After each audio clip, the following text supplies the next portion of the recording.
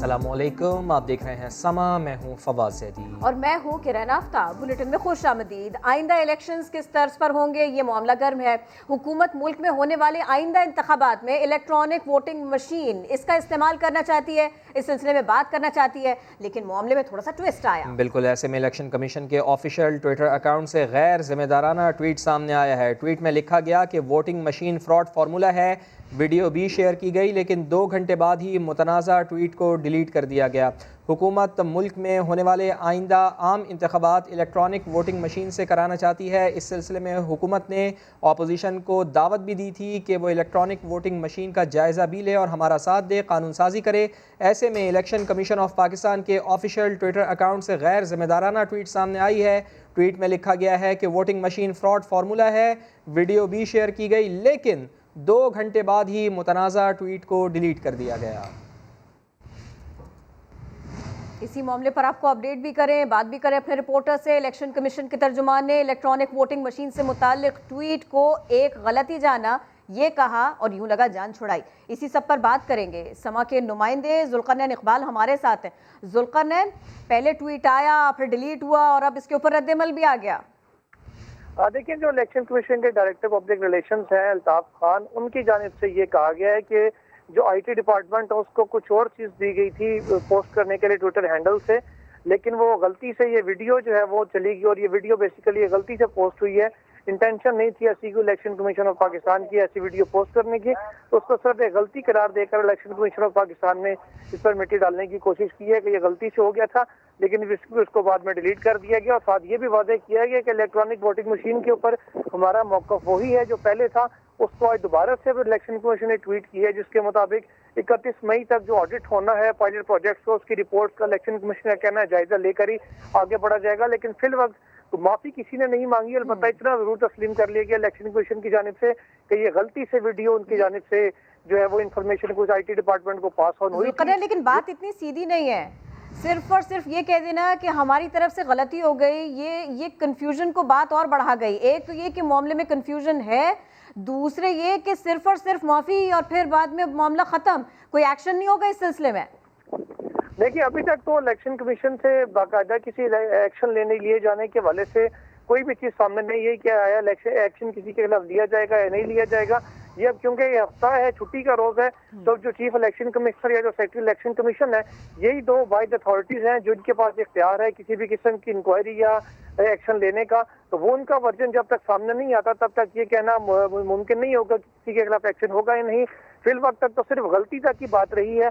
पहले तस्लीम किया गया कि जो अकाउंट है वो हैक नहीं हुआ, अब कहा गया कि गलती हो गई है, लेकिन अभी तक किसी ने बाकायदा तौर पर इलेक्शन कमीशन के बिहाफ पर माजरत नहीं की कि वाकई ये उस पर शर्मिंदा है, उनसे गलती हुई है। ये कंफ्यूजन बरकरार है कि ये गलती थी या फिर शरारत थी। क्या इस मामले को ऐसे नहीं देखा जाएगा? देखिए, ये तो फैसला इलेक्शन कमीशन के जो काम है, जिनमें चीफ इलेक्शन कमिश्नर है, उनके मेंबर में या सेक्रेटरी इलेक्शन कमीशन है, वही बाइख्तियार है इस मामले में इस चीज का तयन करवाने के लिए, और वो इसके मामले को किस अंदाज में लेकर चलते हैं। अभी तक उनका ऑफिशियल वर्जन कोई भी सामने नहीं आया कि इस हवाले से कोई एक्शन लिया जाएगा या कोई इंक्वायरी भी की जाएगी या नहीं। जी, बहुत शुक्रिया जुल्करनैन, आपने अपडेट किया सिलसिले में। वज़ीर मुमलिकत बराए इत्तलात फ़ारूक हबीब का इलेक्शन कमीशन के ट्वीट पर रद्द-ए-अमल आ गया। कहते हैं कि जो फैसला पाकिस्तान की असम्बली को करना है उसके बारे में इलेक्शन कमीशन के अकाउंट से इस किस्म की राय देने वाले कौन लोग हैं, समझ से बालतर है। चीफ इलेक्शन कमिश्नर का इस पर मौक़िफ़ सामने आना चाहिए। का मौका सामने आना चाहिए, खुल के सामने आना चाहिए कि कौन से ऐसे लोग हैं जो कि इलेक्शन कमीशन के ट्विटर अकाउंट पे बैठ के जो फैसला पाकिस्तान की जो है वो असेंबली ने करना है उसके बारे में जो है वो इस किस्म की राय दे रहे हैं। तो ये तो समझ से बालातर है। इसके ऊपर यकीनन चीफ इलेक्शन कमिश्नर को खुद सामने आके जो है वो बताना चाहिए। और इसके साथ साथ ये भी जानिए, साबिक सेक्रेटरी इलेक्शन कमीशन कुंवर दिलशाद ने आईनी इदारे की जानिब से ऐसे अल्फाज के इस्तेमाल को नामुनासिब करार दिया। फरार के यहाँ जो है ये इंतहाई गैर जिम्मेदाराना जो है रवैया है, और आईनी इदारों के जो भी मुलाजमीन हैं या जो IT को चला रहे हैं उनको इस तरह के अल्फाज इस्तेमाल करने में मोहतात रवैया अख्तियार करना चाहिए। मईशत ठोस बुनियादों पर तरक्की कर रही है, शायद अपोजिशन लीडर इसीलिए मुस्बत नंबर देखकर घबरा गए हैं। वफाकी वजीर हम्माद अजहर कहते हैं कोरोना के बावजूद 4% से ज़्यादा मुआशी ग्रोथ हुई है। मार्च में 3.2 अरब डॉलर्स के रिकॉर्ड एक्सपोर्ट हुई हैं। ज़र मुबादला के ज़खायर 23 अरब डॉलर्स हो गए हैं। आइंदा माली साल में तरक्की की रफ्तार मज़ीद तेज़ होगी। माशी तरक्की के जो अच्छे नंबर्स अब सामने आ रहे हैं और वो नंबर जो सामने आ रहे हैं वो किसी खसारे के ज़ोर पे नहीं खड़े, तो उससे शायद कायदे हिट्स पे इख्तलाफ घबरा गए थे। लेकिन मैं उनको ये बताना चाहता हूँ कि ये इसाक डार के नंबर नहीं हैं, ये हकीकत पर मबनी नंबर हैं। कोविड के बावजूद जो जीडीपी ग्रोथ के जितने टारगेट्स थे, यानी कि जो हमने अपने लिए हदफ सेट किए थे, उससे अल्हम्दुलिल्लाह ज़्यादा और 4% के करीब हम जीडीपी ग्रोथ इंशाअल्लाह ताला अचीव करेंगे। मार्च के महीने में 3.2 अरब डॉलर की एक्सपोर्ट रजिस्टर हुई, जो पाकिस्तान की तारीख में सबसे ज़्यादा है। हमारा फाइनेंशियल ईयर होता है ये 1 जुलाई से शुरू होता है, तो 1 जुलाई से ऑनवर्ड्स इस माशी तरक्की की रफ्तार में मज़ीद इजाफा होएगा। लेकिन ये सारी बातें चेयरमैन पीपल्स पार्टी बिल्कुल नहीं मानते। उन्होंने तहरीक इंसाफ के मुआशी तरक्की के दावे मुस्तरद कर दिए। बिलावल भुट्टो सरदारी ने कहा पीटीआई हुकूमत अवाम के जख्मों पर नमक छिड़क रही है। एक बयान में बिलावल भुट्टो ने कहा खैबर पख्तूनख्वा में गुर्बत की शरह 27% पर पहुँच चुकी। सिंध में शरह गुर्बत में 7.6% की कमी आई। सिंध की फीकस आमदनी भी मुल्क भर में सबसे ज़्यादा है। वफाकी हुकूमत रिटायर्ड मुलाजमीन की पेंशन पर भी 10% टैक्स लगाना चाहती है, जिसे हम मुस्तरद करते हैं। पीपल्स पार्टी इमरान खान की अवाम दुश्मन पॉलिसीज़ का हर फोरम पर मुकाबला करेगी, ऐसा भी उन्होंने कहा। शहबाज शरीफ कहते हैं कि गुज़िश्ता बरस पाकिस्तानियों की फ़ीकस आमदन में 3% कमी, जबकि पिछले साल की निस्बत रवा हफ्ते कीमतों में 17% इजाफा हुआ। अंदाज़ा लगाएं कि हमारी मईशत किस पाताल में जा गिरी है। ट्वीट पैगाम में मियाँ शहबाज शरीफ का कहना था कि मुस्लिम लीग नून ने तरक्की की शरह 5.8% पर छोड़ी थी। इमरान खान महज 3.9% शरह दिखा रहे हैं। लीगी रहनुमा ने कहा है कि गुज़िश्ता बरस पाकिस्तानियों की फ़ीकस आमदन में 3% कमी आई, जबकि पिछले साल की निस्बत रवा हफ्ते अशियाए ज़रूरिया की कीमतों में 17% इजाफा देखा गया। इमरान खान मुल्क को सिर्फ अपने दोस्तों के लिए चला रहे हैं। शहबाज शरीफ ने कहा है कि PTI 50 लाख लोगों को बेरोज़गार और 2 करोड़ को बदतरीन गुर्बत में धकेल चुकी है। ये हालात हैं, लेकिन चैलेंजेस भी तो देखें। वज़ीर मुमलिकत बराए इत्तलात फ़ारूक हबीब का कहना है कोरोना वायरस, FATF की तलवार, टिड्डी दल और PDM की ब्लैकमेलिंग, इस सब के बावजूद मुल्क की मईशत तरक्की कर रही है। 30 जून तक हमारी एक्सपोर्ट रिकॉर्ड 25.5 अरब डॉलर्स तक पहुंच जाएंगी। बजट में किसानों के लिए रिकॉर्ड बेहतरी का पैकेज ला रहे हैं। आइंदा 2 सालों में अवाम को बराह रास्त रिलीफ मिलेगा। वो फैसलाबाद में मीडिया से गुफ्तगू कर रहे थे।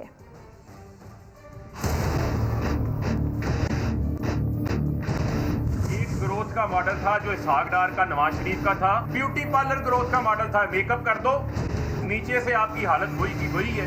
आज अल्हम्दुलिल्लाह हमारी एक्सपोर्ट्स के अंदर 13.5% इजाफा हुआ। रिकॉर्ड ट्रैक्टर्स की सेल, रिकॉर्ड मोटरसाइकिल की सेल, रिकॉर्ड गाड़ियों की सेल। शुगर केन के अंदर पैदावार में 22% रिकॉर्ड इजाफा। वीट के अंदर तमाम रिकॉर्ड तोड़ दिए। चावल 13.6% का इजाफा। फॉरेन रिजर्व जो 9 बिलियन डॉलर पे खड़े थे स्टेट बैंक के, आज 15.6 बिलियन डॉलर पर है। तो रुपया दुनिया की बेस्ट करेंसीज के अंदर है। वो एक इसहाक डार होता था जो फज पेमेंट्स करता था, जो out of the book loan पार करके गया था। आज इसहाक डार कोई नहीं है। IT एक्सपोर्ट 44% इजाफा। इस बजट में किसानों के लिए रिकॉर्ड बेहतरी का पैकेज लेकर आ रहे हैं। 2 सालों में इंशाल्लाह आवाम को डायरेक्ट रिलीफ मिलेगा। तीतर बटेर के नाश्ते PDM के होते रहते हैं। PDM ने क्या इकट्ठे होना है? PDM जो है वो अब इकट्ठे होकर जेल ही जाए। कराची में बिजली का बड़ा ब्रेकडाउन। शदीद गर्मी में दोपहर 1:30 बजे मेन लाइन ट्रिप होने की वजह से शहर के बेशतर इलाकों में बिजली की फराहमी मुअत्तल रही। कराची वालों का गर्मी से बुरा हाल रहा। 2 घंटे बाद के इलेक्ट्रिक की जानिब से बिजली की बहाली का अमल शुरू हुआ। साद साबरी की रिपोर्ट।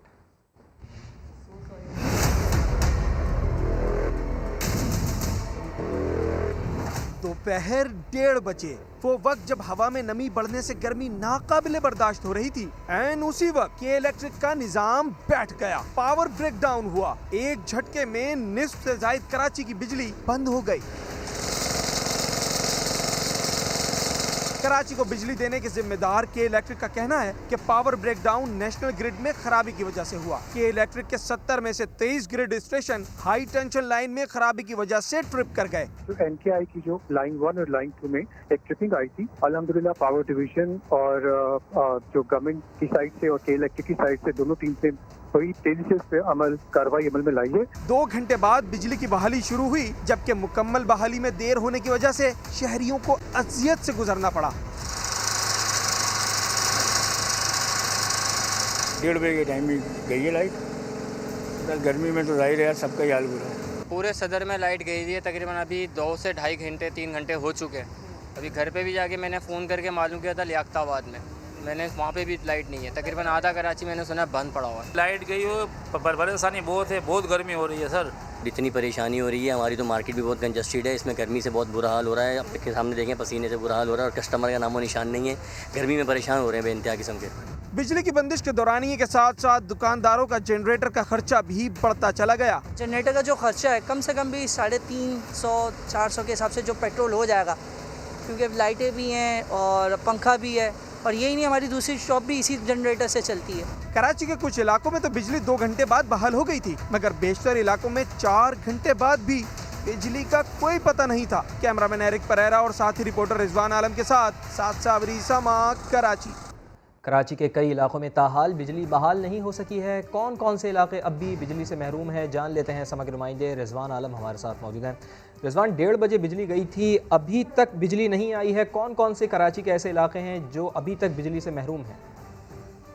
देखिए, इसमें न्यू कराची के चंद एरियाज हैं, इसमें नॉर्थ कराची के कुछ सेक्टर हैं, समनाबाद में अभी लाइट गई हुई है, FB एरिया के कुछ ब्लॉक में लाइट नहीं है, नाजोबाद में लाइट नहीं है, गोलीमार में लाइट नहीं है, पाक कॉलोनी, बड़ा बोर्ड, वहीदाबाद, लालू खेत के कुछ इलाका जो है वो ऑफ है, अनासिफ स्क्वायर में लाइट गई हुई है, शालतीफ टाउन में लाइट नहीं है अभी तक, मलिर और मॉडल कॉलोनी के कुछ इलाके हैं जहाँ लाइट नहीं है, किमाड़ी जैक्सन मार्केट में लाइट नहीं है, लियारी में कुछ इलाके हैं जहाँ लाइट नहीं है, लांडी, कोरंगी और औरंगी टाउन के इलाके भी हैं इसमें शामिल, जिसमें अब तक बिजली की फराहमी बहाल नहीं हो सकी है।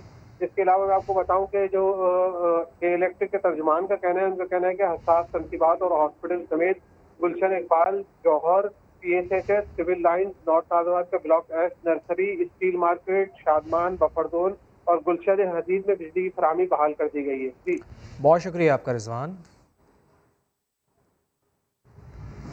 ताल्लुकात कहाँ बहाल हुए ये जानिए। तरीन हमख्याल ग्रुप और हुकूमती नुमाइंदों में मामलात बेहतर होने लगे। नौमान लंगड़ियाल के ज़हराने में वफाकी वजीर फवाद चौधरी ने शिरकत की। सूबाई वजीर नौमान लंगड़ियाल के घर दावत में पहुंचे। फवाद चौधरी ने सईद अकबर नवानी को मुखातिब करते हुए कहा, आपने सारे जट इकट्ठे कर लिए, जिस पर जोरदार कहकहा लगा। अजमल चीमा ने जवाब दिया, धमाका ऐसे ही होना था, आप कौन सा किसी कमज़ोर की सुनते हैं। ज़हराने के बाद फवाद चौधरी ने मीडिया से गुफ्तगू में अपोजिशन को मशवरा दिया कि वो लुड्डियाँ डालना बंद कर दे। PTI के मामलात हल हो गए, इमरान खान की क़यादत में सब इकट्ठे हैं। अली ज़फ़र की रिपोर्ट पर उन्हें और हमें एतमाद है। जहांगीर तरीन ग्रुप के खिलाफ बयानबाजी रोक दें, PTI के तर्जुमानों और वज़रा को अहम पैगाम पहुंचा दिया गया है। सूबाई वजीर ने समा को बताया है कि ग्रुप के खिलाफ सख्त ज़बान इस्तेमाल की तो फ़ोन आ गया कि ऐसा ना करें। लाहौर से देखिए नईम अशरफ भट्ट की रिपोर्ट। चंद रोज कब जहांगीर तरीन की अहम सरकारी शख्सियत से मुलाकात के समरात जारी हैं। ग्रुप की जानिब से बजट की हिमायत के बयानात के बाद हुकूमती तर्जुमानों और वज़रा को भी हाथ हल्का रखने के पैगामात पहुंचा दिए गए हैं। ज़राए के मुताबिक 2 रोज कब पंजाब के अहम सूबाई वजीर ने तरीन ग्रुप के खिलाफ मीडिया में सख्त जुबान इस्तेमाल की तो इन्हें फोन कॉल पर कहा गया कि अब मामलात बेहतरी की तरफ जा रहे हैं, इसलिए नरमी से बात की जाए। ज़राए का कहना है कि बजट तक तो दोनों अतराफ को बयानात में नरमी का कहा गया है, लेकिन इसके बाद जहांगीर तरीन के खिलाफ केसेस और अरकान असम्बली के तहफ़्फ़ुज़ात दूर करने के हवाले से मामलात को देखा जाएगा। नईम अशरफ भट्ट, समा, लाहौर। जहांगीर तरीन ने ग्रुप अरकान की वफाकी हुकूमत के नुमाइंदों से मुलाकात के बाद अपनी मीटिंग बुलाई। इसी पर बात करेंगे समा के नुमाइंदे मोहसिन बिलाल से। मोहसिन बिलाल, किन मामलात पर गौर किया जा रहा है इस मीटिंग में? ग्रुप की जानिब से जो नुमाइंदा ग्रुप था उसकी जहांगीर तरीन ने आज मीटिंग बुला ली है। फवाद चौधरी और आमिर कियानी नुमान लंगरिया के जोहराने में शरीक हुए थे और वहाँ पर जहांगीर तरीन ग्रुप ने अपने तहफ़्फ़ुज़ात बारे फवाद चौधरी और आमिर कियानी को आगाह किया, जिस पर फवाद चौधरी ने उन्हें तसल्ली दी कि वज़ीर आज़म से वो उनके तमाम तहफ़्फ़ुज़ात शेयर करेंगे। और जो बातचीत फवाद चौधरी से हुई, अब जो जहांगीर तरीन ग्रुप का नुमाइंदा ग्रुप है जिसकी सरबराही नुमान लंगरियाल कर रहे हैं, वो जहांगीर तरीन से वो मुलाकात करेगा और जहांगीर तरीन को इस तमाम सूरत हाल बारे आगाह करेगा। जी, बहुत शुक्रिया, आपने अपडेट किया। वफाकी वज़ीर बराए हवाबाजी ग़ुलाम सरवर खान कहते हैं कि PTI में ग्रुप नहीं, सिर्फ ग्रुपिंग का तासुर है। रिंग रोड मंसूबे से मेरा या मेरे ख़ानदान का कोई ताल्लुक़ नहीं। जिसने भी मंसूबे में करप्शन की है उसे टांग दें, लेकिन मंसूबा ख़त्म नहीं होना चाहिए, बोले चौधरी निसार। ऑर्डिनेंस के डर से हलफ उठाने जा रहे हैं।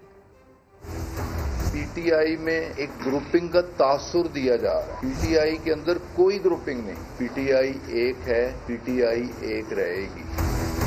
छोटे मोटे इख्तलाफ हैं। जहाँ तक जहांगीर खान के इश्यूज का ताल्लुक है, तो जहांगीर खान का इशू, इससे पहले बहुत सारे लोगों के खिलाफ इंक्वायरीज भी हुई और वो अपनी कोर्ट ऑफ लॉ में अपनी कानूनी जंग लड़ रहे हैं, अपने आप को बेगुनाह साबित करने की कोशिश कर रहे हैं। एहतसाब का अमल ये भी अक्रॉस दी बोर्ड होगा, हर किसी को इसमें गुजरना होगा, चाहे कोई अपने चाहे कोई अपोजिशन से उसका ताल्लुक। किसी के साथ ज्यादती नहीं होगी। रिंग रोड के साथ दाएं बाएं, रिंग रोड में ना कोई हमारी जमीन आई है और ना कोई आ रही है। इंक्वायरी होनी चाहिए, जो भी जिम्मेदार है उसे टांगना चाहिए, प्रोजेक्ट ड्रॉप नहीं होना चाहिए। मुझे तो खुशी है कि वो हलफ उठा रहे हैं। उन्होंने इलेक्शंस को तस्लीम ही नहीं किया। आज उन्होंने 3 साल के बाद उन्होंने इंतखाबात को दुरुस्त तस्लीम कर लिया है।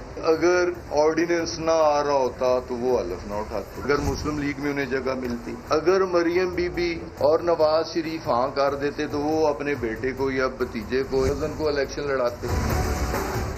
लंदन में हसन नवाज के दफ्तर में गुंडों का घुसना काबिल मजम्मत है।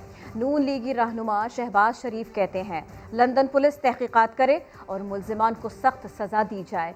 मरियम नवाज ने ट्वीट में कहा, दौरान हिरासत नवाज शरीफ की ज़िंदगी से खिलवाड़ करने वाले बाज नहीं आए। PTI रहनुमा शहबाज गिल कहते हैं अगर वाक़या हुआ है तो मजम्मत करते हैं। नवाज शरीफ अगर वहाँ महफूज नहीं तो वतन वापस आ जाए, जेल में सिक्योरिटी देंगे। लंदन में हसन नवाज के दफ्तर पर हमला। शहबाज शरीफ ने बयान में कहा, लंदन में हसन नवाज के दफ्तर में गुंडों का घुसना काबिले मजम्मत है। नकाबपोश हमला आवरों का मुसल्ला होकर दफ्तर में घुसाना लम्हाए फिक्रिया है। लंदन पुलिस और हुक्काम वाक़े की मुकम्मल तहकीकात कराएं, मुल्जिमान को सख्त सजा दी जाए। मरियम नवाज ने ट्वीट में लिखा, दौरान हिरासत नवाज शरीफ की जिंदगी से खिलवाड़ करने वाले बाज नहीं आए। बीमार वालदा की तस्वीरें बनाने की कोशिश की, होटल में मेरे कमरे का दरवाजा तोड़ा, आज फिर नवाज शरीफ पर हमला आवर होने की कोशिश की गई। मुआविन खुसूसी शहबाज गिल ने समा से गुफ्तगू में कहा, अगर मरियम नवाज को लगता है कि उनके वालिद वहाँ महफूज नहीं तो पाकिस्तान आ जाएं, उन्हें जेल में मुकम्मल सिक्योरिटी दी जाएगी। लंदन में हुए वाक़े को मरियम साहबा ने अपने सियासी मुखालफिन पर डालने की जो कोशिश की है, मैं इसकी भी मजम्मत करता हूँ और इसके साथ साथ उस हमले की भी मजम्मत करता हूँ। अगर वो हुआ है, अगर उनको लगता है कि वो वहाँ पर इनसिक्योर है तो उनको फौरी तौर पर वापस आना चाहिए पाकिस्तान। यहाँ पर उन्हें मुकम्मल सिक्योरिटी प्रोवाइड की जाएगी। शहबाज गिल ने सवाल उठाया, लंदन में बैठे शख्स की सिक्योरिटी की जिम्मेदारी मरियम नवाज पाकिस्तान पर कैसे डाल सकती हैं? वज़ीर इत्तलात पंजाब डॉक्टर फिरदौस आशिक अमान कहती हैं कि आवाम की आंखों में मिर्चें डालकर इलाज के नाम पर बाहर जाने वाले बताएं क्या वो कारोबार करने और माल पानी ठिकाने लगाने गए थे। अगर वहाँ आपकी जान को खतरा है तो यहाँ आ जाएं, कम से कम जेल में तो महफूज रहेंगे।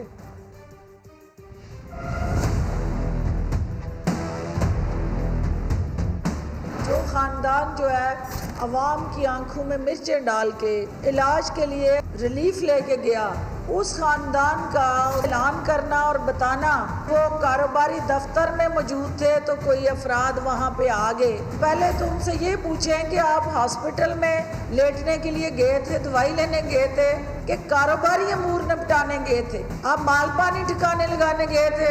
आपकी जान को अगर इतना खतरा वहाँ है तो यहाँ तशरीफ ले हैं, यहाँ आपकी जान कम से कम जेल में महफूज रह सकती है। यहाँ तो कानून आपको ढूंढ रहा है, अदालतें आपको बुला रही हैं, पुकार रही हैं। आपने नया इंकशाफ कर दिया कि कोई लेन देन वाले भी आपको ढूंढ रहे हैं। यहाँ तो हम वावेला कर रहे हैं कि कौम का माल पानी खा के चले गए हैं। वहाँ पे आपने खुद ही इंकशाफ कर दिया कुछ अफराद और शख्सियात का भी माल पानी खाया हुआ है, बजाय इसके कि आप छुपते फिरे। जिसका जो देना दे, जिससे को लेना ले। शहबाज शरीफ साहब की फुर्तियाँ हूँ, मुख्तलिफ जमातों को लारे लपे हूँ, हमें उससे कोई सरोकार नहीं है। हमने इनसे लड़ाई नहीं लड़नी, ये अब हमें मैटर नहीं करते। मैं नहीं देख रही कि पीटीआई की गाड़ी जो है किसी हादसे का शिकार हो। कोरोना वायरस के बाद जारी एक दिन में मुल्क में मजीद 88 अफराद इंतकाल कर गए। मजमूई अमवात की तादाद 20,000 से बढ़ गई। 4,000 से भी ज़ायद नए केसेस रिपोर्ट हो चुके। मुस्बत केसेस की शरह 6.4 पर आ गई। मुल्क में 30 साल और उससे ज़ायद उम्र के अफराद की वैक्सीनेशन का भी आगाज़ हो गया। अरहम खान रिपोर्ट करेंगी। कातिल वायरस कोरोना का खूनी खेल जारी। एक दिन में 88 मरीज इंतकाल कर गए। 4,007 नए केसेस भी सामने आ गए। गुज़िश्ता 24 घंटे के दौरान 62,238 टेस्ट किए गए। National command and operation centre के मुताबिक कोरोना के 22 सबसे ज्यादा पंजाब में 35, केपी में 25 और सिंध में 22 मरीजों का इंतकाल हुआ। इस्लामाबाद और आजाद कश्मीर में 3 अमवात हुई। 40 मरीजों का इंतकाल वेंटिलेटर पर हुआ। मुस्बत कोरोना केसेस की शरह 6.43%। मजमूई केसेस 8,97,468, जबकि मजमूई अमवात की तादाद 20,177 हो गई। कोरोना के फाल केसेस 63,436 हैं। मुल्क में 30 साल और इससे ज्यादा उम्र के अफराद की वैक्सीनेशन का भी आगाज हो गया। NCOC ने शहरियों से अपील की है कि वो 1166 पर अपना कौमी शनाख्ती कार्ड नंबर भेजकर खुद को रजिस्टर कराएं। मैसेज मौसूल होने की सूरत में मुकर्रर तारीख पर बताए गए सेंटर तशरीफ ले जाएं। अरहम खान, समा, इस्लामाबाद।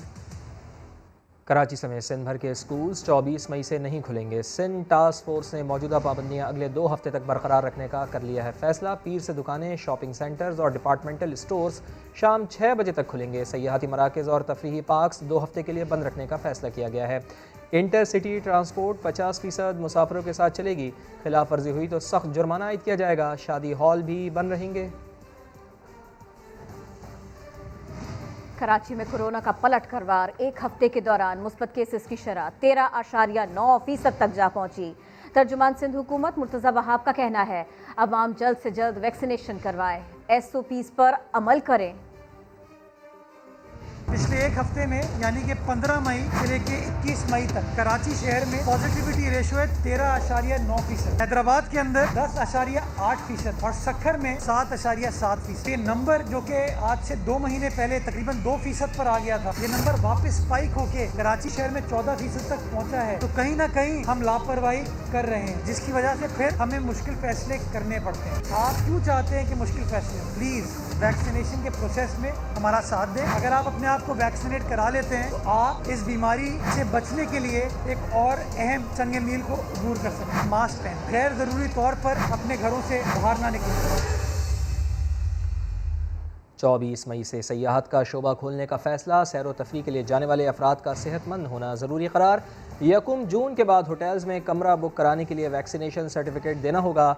NCOC ने कोरोना से ज़्यादा मुतासरा अजला में तालीमी इदारे 7 जून तक बंद रखने की हिदायत भी कर दी है। इस्लामाबाद से देखिए अरहम खान की रिपोर्ट।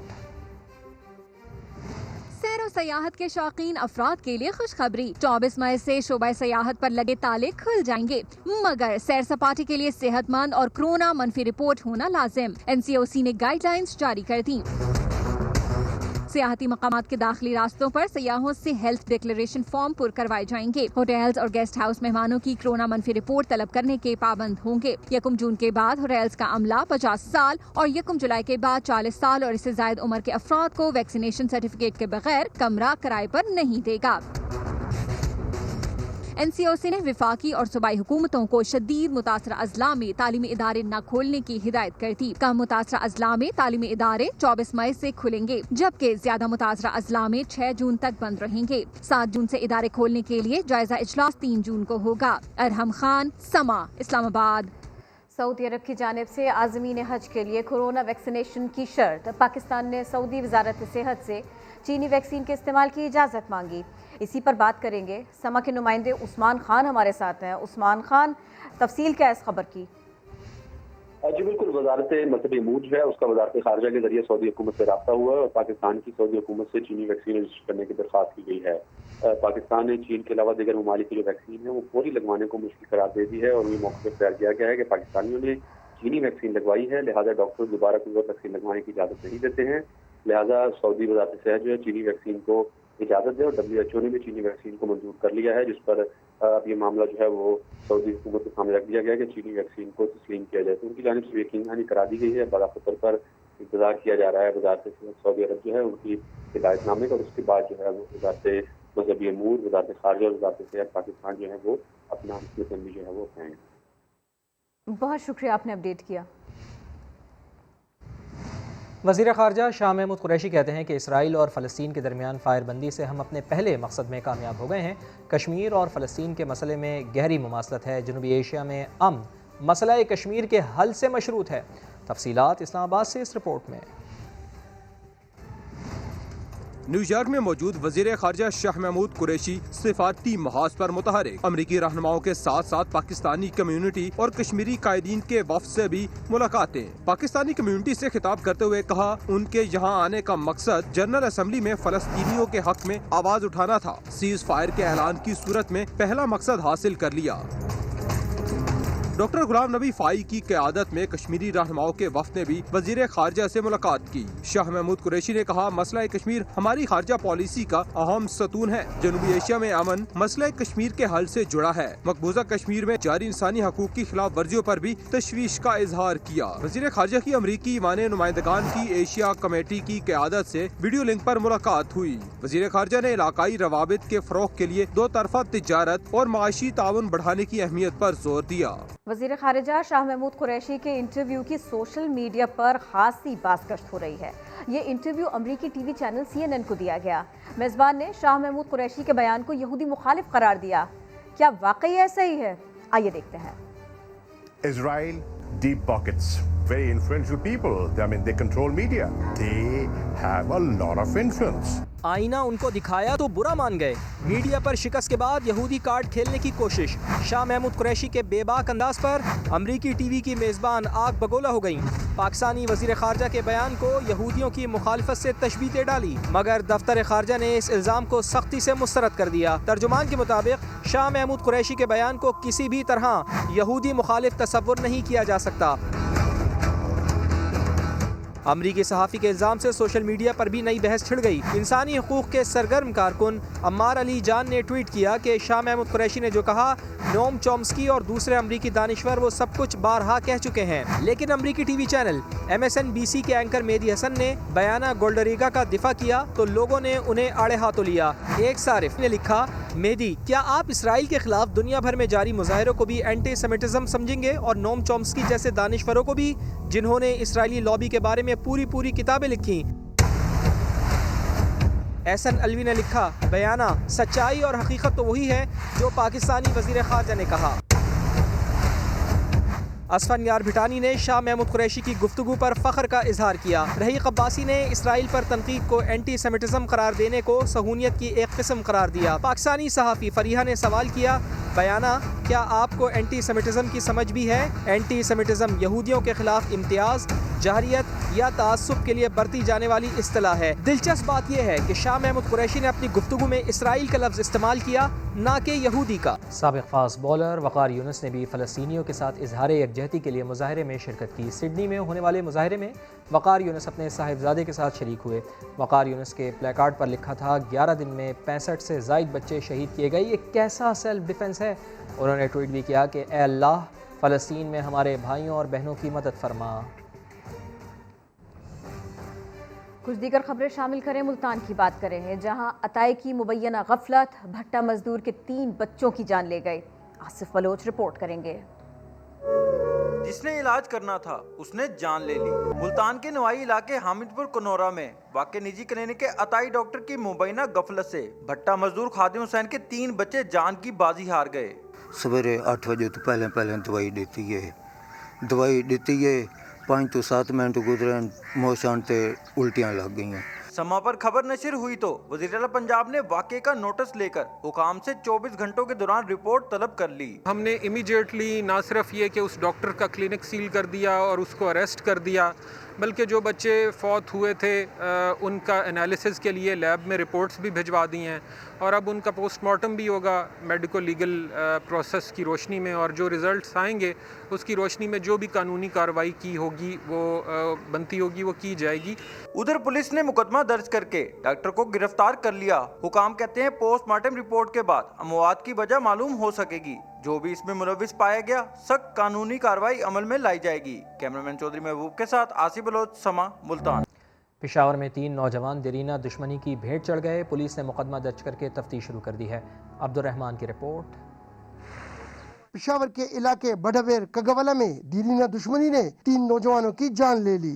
मुखालिफिन ने रात गए फायरिंग करके विसाल, खालिद और काशिफ को कत्ल कर दिया। मकतूलीन आपस में करीबी रिश्तेदार हैं। कत्ल का मुकदमा मुखालिफिन के खिलाफ दर्ज करके मुल्जिमान की तलाश शुरू कर दी गई है। इससे पहले जितनी भी ये वारदातें हुई है उनमें तमाम मुल्जिमान हमने पकड़े हैं। इसमें भी मुल्जिमान नॉमिनेटेड है और इंशाल्लाह बहुत जल्द उनको कानून के कटहरे में लेके आएंगे।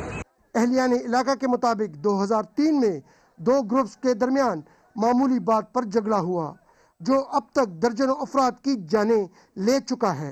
इलाके के बुजुर्गों ने, उलमा ने बहुत ज़्यादा कोशिश की कि किसी भी तरीके से इनका ये राजीनामा हो जाए, लेकिन इनका राजीनामा नहीं हो सकता। तीनों नौजवानों की नमाज जनाजा अदा करके आबाई कब्रिस्तान में सुपुर्द खाक कर दिया गया है। कैमरामैन आबिद खान के साथ अब्दुर्रहमान, समा, पेशावर। समा की तहलका खेज और चश्मकुशा रिपोर्ट आने के बाद भी पीपल्स पार्टी के कुछ MPAs बिलावल हाउस में भैंसों के बाड़े की मौजूदगी से इनकारी हैं, जबकि कुछ MPAs कहते हैं क्लिफ्टन जैसे रिहायशी इलाके में भैंस पालना भी कानून के मुताबिक है। रिपोर्ट कर रहे हैं संजय साधवानी।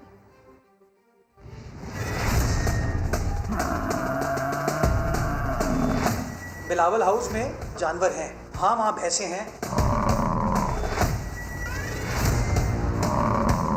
ये जो प्रोपेगेंडा चल रही है कि भाई भैंस का बाड़ा बिलावल हाउस में, हमने तो कभी नहीं देखा यार। हाँ वहाँ भैंसें हैं, भैंसें हैं। हम बिलावल हाउस में अक्सर जाते रहते हैं, मैंने वहाँ कोई भैंसों का बाड़ा नहीं देखा। हाँ वहाँ भैंसें हैं। तो कौन सा कानून है भाई, मुझे वो बताएं कि जिसके तहत हम अपने घर में जानवर, डोमेस्टिक जानवर नहीं पाल सकते। और बिलावल हाउस डिफेंस कंटोनमेंट की हुदूद में नहीं आता, बिलावल हाउस क्लिफ्टन कंटोनमेंट की हुदूद में आता है, तो वहाँ ऐसी कोई पाबंदी नहीं है। कौन से कानून में और किस में ये लिखा हुआ है आप मुझे बता दें कि अपने घर में कोई भैंस नहीं पाल सकता या अपने घर में कोई बकरी नहीं रख सकता। पूरे क्लिफ्टन के रहायशी इनको बददुआएं दे रहे हैं कि इन्होंने किससे घर लेके यहाँ पे इन्होंने बाड़े बनाए हैं। कोई दुख नहीं है कि आप शहर के बीच में अथॉरिटीज़ के कुछ रूल्स रेगुलेशन होते हैं उसको भी फॉलो किया जाता है। इस तरह कोई मनमानी नहीं होती है। 13 सालों में सिंध हुकूमत ने पूरे सूबे को बाड़ा बना दिया। मुनासिब नहीं है, ताकतवर लोग ही बनाते हैं और कोई नहीं बनाते। रिहायशी इलाका है, मैं तो कह रहा हूँ कि ज़्यादती है बड़ी। फैसलाबाद में ख़तरनाक वायरस ने पोल्ट्री फार्म्स पर हमला कर दिया है। वायरस रोज़ाना 4 से 5 हज़ार चूज़ों की जानें निगल रहा है। वेटनरी डॉक्टर्स ने हालात को संगीन करार दे दिया है। फैसलाबाद से देखिए अब्दुल अहद की रिपोर्ट। फैसलाबाद भर के पोल्ट्री फार्म्स पर ख़तरनाक एंडी वायरस के हमले से 80% मुर्गियाँ हलाक हो गईं। बीमारी फैलने से पोल्ट्री की सनत में शदीद बहरान पैदा हो गया। फैसलाबाद ज़िले में तकरीबन 1000 से ज़्यादा शेड जो खाली हो चुके हैं और इस पर मुख्तलिफ वायरस जो वो बता रहे हैं कि वायरस अटैक कर रहा है। 2-4 हज़ार मुर्गी बचती है, वो किसी काम के भी नहीं आती और वो भी तकरीबन जो मरे के वो भी ऐसे ही चले जाती कचरे में। रानी खेत से रोज़ाना सैकड़ों चूज़ों को मरने से बचाने के लिए वेटरनरी साइंसदानों ने नई अद्वियात की तैयारी शुरू कर दी। पाकिस्तान लेवल के जितने साइंटिस्ट हैं, हमारे रिसर्च से, एकेडमिया से, फील्ड से, इन सब ने मिलकर एक हमारी जूम पे मीटिंग है, उसमें हम लोग इसको वैल्यूट करेंगे, अपने इनपुट देंगे एज ए टेक्निकल पर्सन, तो उसमें हम लोग इंशाल्लाह किसी नतीजे पे पहुँचेंगे और फार्मर को हेल्प आउट करेंगे इंशाल्लाह ज़रूर इसमें कि वो किस तरह इस डिजीज़ को एरेडिकेट नहीं तो कम से कम इसको कंट्रोल कर सकें हम लोग। मुर्गियों की कमी के बायस गोश्त की कीमत 500 रुपये किलो तक जा पहुंची है। पोल्ट्री फार्म मालिकान के मुताबिक आने वाले दिनों में चिकन की कीमतों में मजीद इजाफा मुतवक्का है। कैमरामैन कदीरुर रहमान के साथ अब्दुल अहद, सामा, फैसलाबाद। कराची के क्रिकेटर फखर सियालवी 8 साल की उम्र में बड़े बड़े स्ट्रोक खेलकर बड़ों को हैरान कर चुके। फखर सियालवी का अब हदफ है क्या? समा के नुमाइंदे हुज़ैफा खान की रिपोर्ट में जानिए। आज हम आपकी मुलाकात कराएंगे कराची के एक ऐसे बच्चे से जो सिर्फ 8.5 साल की उम्र में सबकी तवज्जो का मरकज़ बन गया है। फखर कौन है और इनका फेवरेट बैट्समैन कौन है, आइए आपको दिखाते हैं। उम्र छोटी लेकिन ख्वाब बड़े। सिर्फ 8 साल की उम्र में कट, पुल और ड्राइव पर कमाल महारत।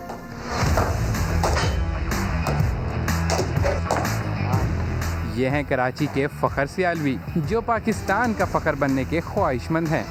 ये चीज़ फखर सिर्फ बैटिंग ही नहीं बॉलिंग में भी दिखाते हैं खूब एक्शन।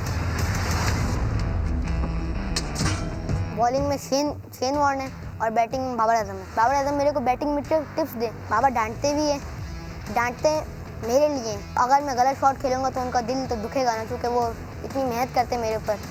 फखर ने घर में अपने पसंदीदा खिलाड़ियों के साथ तस्वीर लगा रखी हैं। वालिद का कहना है कि वो इन्हें 3 साल की उम्र से क्रिकेट सिखा रहे हैं। इसको मोबाइल से और दूसरी चीज़ों से बहुत ज़्यादा दूर रखता हूँ। बिरयानी खाना इसको मना है और जो भी पापड़ चिप्स वगैरह ये इसको मना है। मेरा एम ये है कि ये वर्ल्ड का यंगेस्ट प्लेयर हो जो पाकिस्तान को रिप्रेजेंट करे। सोशल मीडिया पर धूम मचाने वाले फखर कौमी अंडर 13 टीम में जगह बनाने के लिए खूब मेहनत कर रहे हैं। कैमरामैन इम्तियाज़ अली के साथ हुज़ैफा खान, समा, कराची। कोरोना के बाइस लाहौर रेलवे स्टेशन के कुली शदीद मुश्किलात से दो चार हो गए हैं। ट्रेनें और मुसाफिर कम होने से दिहाड़ी ना होने के बराबर रह गई है। गरीब मेहनत कश हुकूमत से मदद की अपील कर रहे हैं। दानियाल सत्तार की रिपोर्ट। दिन रात लोगों का बोझ उठाते हैं, तब जाकर कहीं पेट का दोज़ख भर पाते हैं। मामूल के हालात में मुश्किल से गुजारा करने वाले कुलियों पर कोरोना वायरस क़यामत बनकर टूटा। ट्रेनों की तादाद महदूद और मुसाफिर कम हुए तो कुलियों का गुजर बसर मुश्किल हो गया। कुली कहते हैं आमदनी आधी से भी कम रह गई है। इसमें से भी 30% रकम ठेकेदार को देना पड़ती है। रोज बरोज बढ़ती महंगाई की वजह से नौबत फाकों तक पहुंच चुकी है। हालात खराब हैं। कोई जो बेरोजगारी है, कोई काम नहीं है। 50 रुपए का फेरा है वो मिलता ही नहीं है। ना हमारी सैलरी है ना तनख्वाह है। इसमें से भी कमा के इनको देना पड़ता है। ये गवर्नमेंट से अपील है कि जो ठेका वो कम हो और हमारे ठेकेदार वो हमसे पैसे कम लें। समा ने ठेकेदार से रकम वसूल करने से मुतालिक सवाल किया तो उसने सारा मलबा हुकूमत पर डाल दिया। ठेका तो गवर्नमेंट कम करेगी ना, हम तो कहते हैं कम हो जाए। लाहौर रेलवे स्टेशन पर 400 से ज्यादा कुली काम करते हैं और इनमें कई अपने खानदान के वाहिद कफील हैं। ये कुली हजरात भी हुकूमत से उम्मीद लगाए बैठे हैं कि इनके लिए कुछ ऐसे इकदाम किए जाएं जिससे ये अपने घर का गुजर बसर बआसानी कर सकें। कैमरामैन लियाकत बशीर के साथ दानियाल सत्तार, समा, लाहौर। इस्लामाबाद के अंडरपासेस और पुलों को नया रंग मिला। सकाफती गुलदस्ते बनाकर वॉल चॉकिंग का रास्ता बंद हुआ। आपको रिपोर्ट दिखाते हैं। हम आपको दिखाते हैं वो दीवारें, वो अंडरपासेस कि जिन पर अब आपको वॉल चॉकिंग नहीं मिलेगी। वहां आपको सकाफत के रंग दिखाई देंगे। ऐसा लगेगा पूरे मुल्क की सकाफत यहाँ इस दीवार पर इकट्ठा हो गई है। पत्थर पर सब्जा, गुलबूटे और सकाफती रंग, पुलों और अंडरपासेस के नजारे तब्दील। इस्लामाबाद में तो बदले बदले से दरो दीवार नजर आते हैं। शहर का नया रंगो रूप देखकर शहरी बेखुशगवार हैरत में मुब्तला। जो आर्ट वर्क हुआ है अंडरपासेस पर और ब्रिजेस पर वो बहुत ही खुशगवार लगता है और मिजाज बहुत अच्छा हो जाता है। इस्लामाबाद हमारा कैपिटल है, सो यहाँ से फॉरेनर्स जो है वो गुजरते रहते हैं। सो ये जो एक आर्ट वर्क है ये एक बहुत पॉजिटिव इमेज हमारा देता है हमारी एक इंटरनेशनल वर्ल्ड में। सीरिया हुकाम कहते हैं विफाकी दारुल हुकूमत को सकाफती रंगों से सजाने की पार्टी तो अभी शुरू हुई है। आगे आगे देखिए होता है क्या। डिफरेंट फ्लोट्स जो कल्चरल फ्लोट्स हैं वो बना के हम मुख्तलिफ जगहों पर शहर के अंदर वो रखेंगे। इलाकों के जो कल्चरल ट्रेड्स हैं जैसे उनकी रहन सहन है, खाना पीना है या जो उनके रस्म रवाज हैं, जो उनका लिबास है। हसीन नज़ारे बिखरे तो दीवारों पर बदनुमा वॉल चॉकिंग और इश्तिहारात के धब्बों से भी निजात मिल गई। कहीं माहौल दोस्ती का दर्ज तो कहीं मुल्की सकाफत के रंग। ये जेर जमीन राहदारियाँ जमीन पर बसने वालों को खूबसूरत पैगाम दे रही हैं। कैमरामैन उस्मान चीमा के साथ अरहम खान, समा, इस्लामाबाद। लाहौर के मेयो अस्पताल के साबिक सिक्योरिटी गार्ड ने डॉक्टर बनकर खातून का ऑपरेशन कर डाला। खातून की तबीयत खराब होने पर हकायक सामने आए। ऑपरेशन से पहले की CCTV फुटेज भी सामने आ गई है। इसी पर बात करेंगे समा के नुमाइंदे दानियाल उमर से। दानियाल उमर, ये शख्स इतने आराम से पहुंचा कैसे? ये सब कुछ इतनी आसानी से हुआ कैसे? जी बिल्कुल किरण, ये शख्स जो है ये मेयो अस्पताल का ही साबिक सिक्योरिटी गार्ड था जिसने इस्तेमाल किया एक टेक्नीशियन को और उसके साथ मिलकर एक जो मरीजा है जो कि ज़ईफ है, 80 साल की हैं, उनका ऑपरेशन कर डाला। उनकी कमर पर कोई जख्म था जिसके ऑपरेशन के लिए वो वहां पर आई और इन्होंने उनसे अपनी बातों में लगाया। जो ऑपरेशन जो है वो गलत हुआ और घर जाकर फिर ये उनके घर पर उनकी जो पट्टियां हैं वो भी करता रहा। 500 रुपए जो है वो पट्टी करने की फीस जो है वो मुकर्रर हुई और जिसके बाद 17 मई को ये वाक़या हुआ था। आज जब लवाहिकीन इन्हें यहाँ पर लेकर आए और अस्पताल के जो डॉक्टर्स हैं उन्होंने देखा तो इस बात का इंकशाफ हुआ कि उस गार्ड ने जो है वो इनका ऑपरेशन किया है और ऑपरेशन गलत हुआ है। CCTV फुटेज जब सामने आई तो उसमें इंकशाफ हुआ कि ये साबिक गार्ड था जिसने ये सारा कारनामा किया है, जिसको अब इस तमाम अरसे में कि वो खुद भी आ गया, मरीजा तक पहुंच गया, ऑपरेशन कर दिया, किसी डॉक्टर को, किसी स्टाफ को पता नहीं चला कि ये सब कुछ चल रहा है, ये सब कुछ हो रहा है? किसी भी स्टाफ को पता नहीं चला। ये मेयो अस्पताल जो है वो शहर का सबसे बड़ा अस्पताल है और यहाँ पर जो सिक्योरिटी है और जो भी इक़दामात मेडिकल के हवाले से लिए जाते हैं वो इतने नाकिस हैं, इस तमाम वाक़े के बाद साबित हो रहे हैं कि अस्पताल की जो इंतजामिया है उन्होंने अब एक कमेटी जो है वो तश्कील दी है और वो कमेटी जो है वो अब इस पे मजीद तहकीकात करेगी कि ये वाक़या कैसे हुआ। लेकिन सवाल ये है कि वाक़या हुआ क्यों और किस तरह से एक गार्ड जो है वो अटेंडेंट के साथ मिलके कुछ नया, कुछ बेहतर करने की ठानी है यहाँ पर इन्होंने। नौमौलूद बच्चे अगवा हो जाते हैं, पता नहीं चलता। एक ऑपरेशन थिएटर में ऑपरेशन हो गया, इनको कानो कान खबर नहीं हुई, मरीजा की हालत बिगड़ी तो पता चला। कुछ इन्होंने बस वही रिवायती सब कुछ किया, कोई नए स्टेप्स नहीं लिए। अभी तक तो जो अस्पताल की इंतजामिया है वो मामला देख ही रही है, उसके ऊपर जो इंक्वायरी कमेटी तश्कील दी है उसी को देख रही है। जो जिसने ऑपरेशन किया था और इसके साथ जो साथी था उन दोनों को तो पुलिस के हवाले कर दिया गया है, उन पर FIR भी दर्ज करवाई जा रही है। इससे ज्यादा अभी तक मामला जो है वो नहीं देखा गया। अब तक जो महकमा सेहत पंजाब है वो भी इस चीज का उन्होंने नोटिस लिया है और अब ये उम्मीद की जा रही है कि वहां से जो है वो कई अहकाम जारी होंगे और इस पर जो है वो तफसीली। बहुत शुक्रिया, आपने इस सिलसिले में अपडेट किया। हेडलाइंस होंगी ब्रेक के बाद, देखते रहिए समा।